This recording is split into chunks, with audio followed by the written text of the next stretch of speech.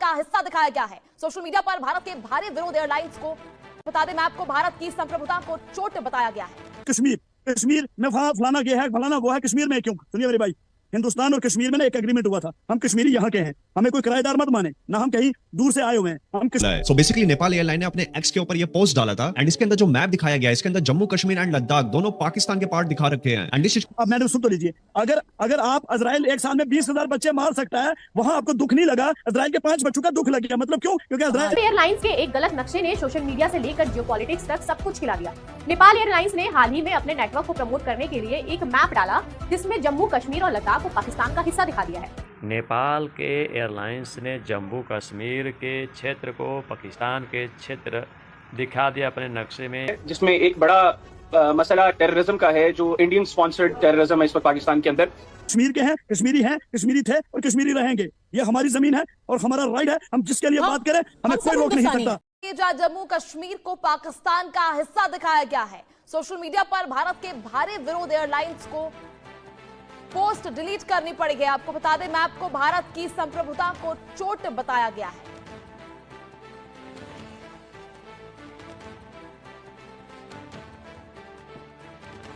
तो social media पर भारत में भारी विरोध जो है इसको लेकर देखा जा रहा है। एयरलाइंस को पोस्ट डिलीट करनी पड़ी है। भारत के नक्शे में छेड़छाड़, जिसकी वजह से पूरा बवाल मच गया है। मैप में जो है बड़ी छेड़छाड़ देखने को मिली है। ऐसे में भारत की संप्रभुता पर चोट पहुंची है। सरकार से कार्रवाई की भी मांग की गई है।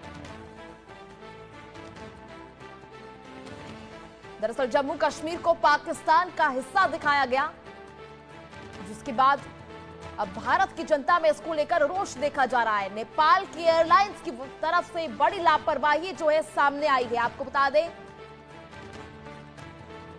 नेपाल में नए प्रधानमंत्री जो है वो नियुक्त किए गए, जिसके बाद से कई और चीजें जो हैं भारत और नेपाल के बीच में विवाद का कारण रही हैं।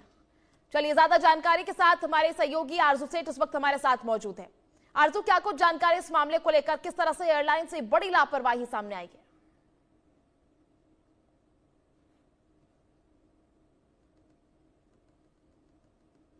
एक के बाद एक भारत विरोधी कारनामे जो है वो शुरू हो गए। अब नेपाल एयरलाइंस ने तो बात कर दी है।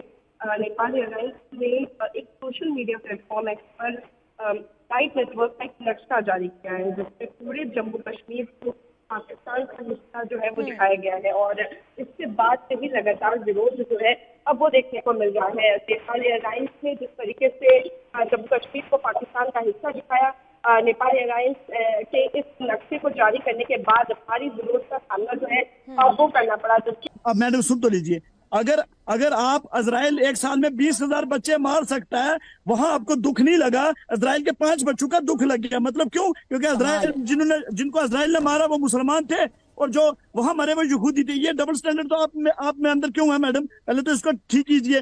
दूसरा, आपने अभी बोला, एक मेरे यहाँ नौजवान है जो इजराइल के बड़े सपोर्टर हैं, मैं उनसे एक सवाल पूछ रहा हूँ। उन्होंने बोला, बार बार वो बोलते हैं कश्मीर में फलाना ये है, फलाना वो है, कश्मीर में क्यों? सुनिए मेरे भाई, हिंदुस्तान और कश्मीर में ना एक एग्रीमेंट हुआ था, हम कश्मीरी यहाँ के हैं, हमें कोई किराएदार मत माने, ना हम कहीं दूर से आए हुए हैं, हम कश्मीर के हैं, कश्मीरी थे और कश्मीरी रहेंगे, ये हमारी जमीन है और हमारा राइट है, हम जिसके लिए बात करें हमें कोई रोक नहीं सकता।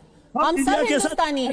और जहां और एक सेकंड ये कोई एग्रीमेंट नहीं है, सब हिंदुस्तान का हिस्सा हमें होना चाहिए। अब मुझे मत बताइए, ठीक है ना मेरे सर सुनिए, रही शिया सुन्नी की आपने बात की, शिया सुन्नी के बीच जो हमारे बीच में, अरे मैं इसीलिए कह रहा हूं, आपका उनका तो जुड़ा हुआ है रिश्ता ना, यहूदियों और इस्लाम को मानने वालों का तो रिश्ता जुड़ा हुआ है। क्यों नहीं आप लोग शांति से रह ले रहे? सुनिए मान जाइए ना, सुनिए ना सर, क्यों नहीं मान जा रहे हैं? मेरे बात मैं आपके बीच नहीं आना सर। देखिए, हिंदुओं के बीच भी दलित राम को नहीं मानता है, बंगाली राम को नहीं मानते हैं, तो आप क्यों हिंदू बोलते हैं? पता नहीं है वो मत बोलिए, हिंदू क्यों बोलते हैं? वो मत बोलिए सर, वो मत बोलिए कि दलित राम को मानते ही नहीं मानते। इसमें तो आप खैर बढ़िया ही, फिर आप जो नहीं जानते हैं वो बात कर रहे हैं। मेरे साथ जितना दलित है एक भी नहीं राम को मानते। मैं प्रूफ कह रहा हूँ, मैं आपको प्रूफ दे रहा हूँ। हजारों दलित राम को नहीं मानते हैं, ब्राह्मणवाद को नहीं मानते हैं। आप सवाल का जवाब दीजिए कि क्या ये एक तरीके से नाक चिढ़ा रहे हैं आप? आप जब ये नारे लेकर के सड़कों पर उतरते हैं, वैसे लोगों पद्मजा ये को भट्टी हैं, ये भी ब्राह्मणवादी हैं। लोगों को भटका रहे हैं, वो बात तो अलग है, पर आप क्या नाक चढ़ा रहे हैं? इनका ओरिजिन कहाँ है? क्या बताइए, क्या ये जो बहुसंख्यक आबादी है, इसको नाक चढ़ाने का तरीका है? देखिए, बहुसंख्यक आबादी का देश नहीं है। देश में सबसे ज्यादा दलित समाज के लोग हैं, ओबीसी है, पिछड़े और दलितों को छोड़ के ब्राह्मण बेचारे थोड़े से बचते हैं जो अपनी गुंडागर्दी कर रहे हैं। राजपूत और ब्राह्मण, सोशल साइंसेस का लेसन मत पढ़ाइए ना, गुंडागर्दी नहीं मुद्दे पे चलती आइए इस देश में। आप। क्या ये जब आप सड़कों पर नारे लगवाते हैं, क्या ये बहुसंख्यक आबादी को नाक चढ़ाने का तरीका है? नहीं, बिल्कुल कोई नहीं। आप जाइए, देखिए, हजारों पिछड़ू दलितों को पूछिए, उनको, वो हमारे साथ हैं, वो फलस्तीन के मुसलमानों के साथ हैं। चलिए, ब्राह्मण नहीं है, ब्राह्मण जिस सवाल का आपको जवाब ही नहीं पता है, तो आप पता नहीं कहां से एक ब्राह्मण का एंगल ले आए हैं।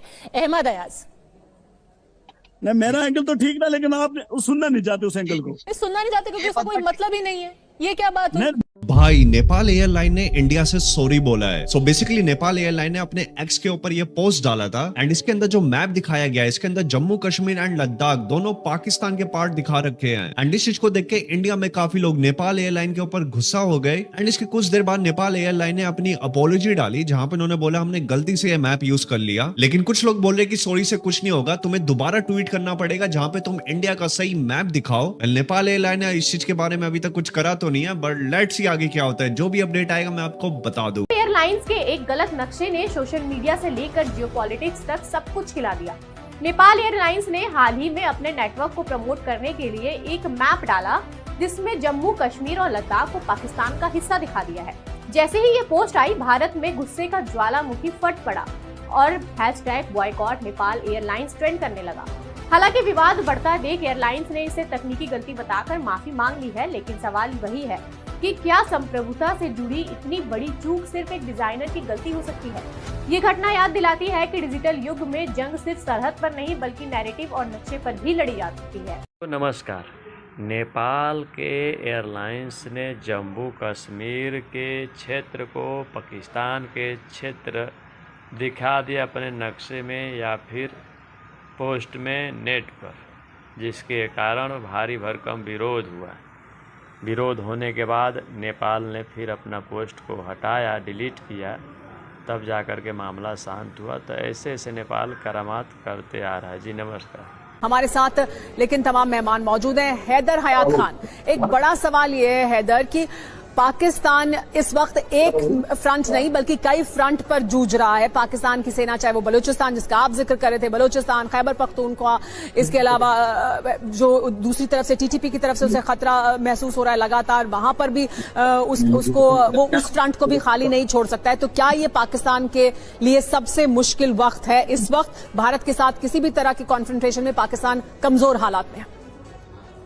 देखिए, इसमें कोई शक नहीं है कि पाकिस्तान इस वक्त मुख्तलिफ मुश्किलात में घिरा हुआ है, जिसमें एक बड़ा मसला टेररिज्म का है, जो इंडियन स्पॉन्सर्ड टेररिज्म है इस वक्त पाकिस्तान के अंदर।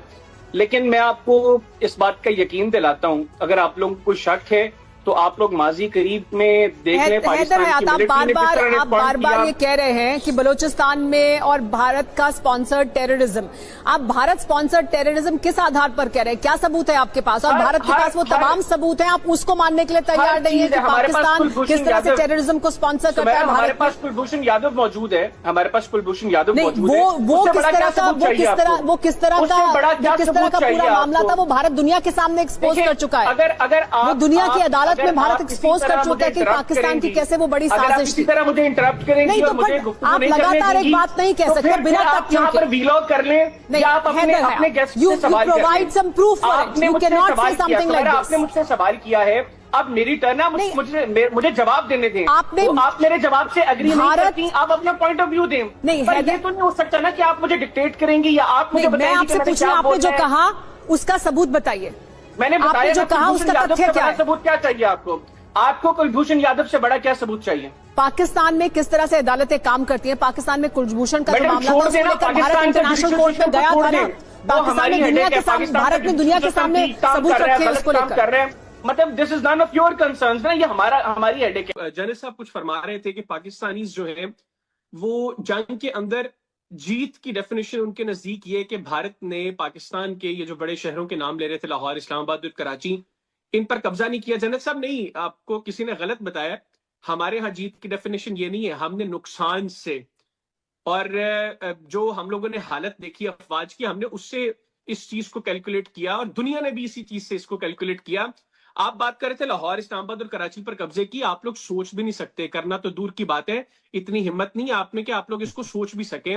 जहां तक बात है नुकसान की, तो वो सारी दुनिया जानती है। आप लोगों के रफाल समेत जंगी जहाज हमने गिराए, आपकी मिलिट्री इंस्टॉलेशंस को हमने हिट किया, S-400 की 2 बैटरीज को तबाह किया। हम क्या मेहंदी लगा के बैठे हुए थे हैदर हयात साहब? पॉलिटिकल स्टेचर है पाकिस्तान हम क्या मेहंदी लगा के बैठे थे? जियोपॉलिटिकल स्टेचर आज देखें, ये आज आप पाकिस्तान का जियोपॉलिटिकल स्टेचर देखें कि मई के बाद से अभी तक दुनिया पाकिस्तान को किस निगाह से देख रही है और भारत कहां से कहां पर आकर गिर गया है।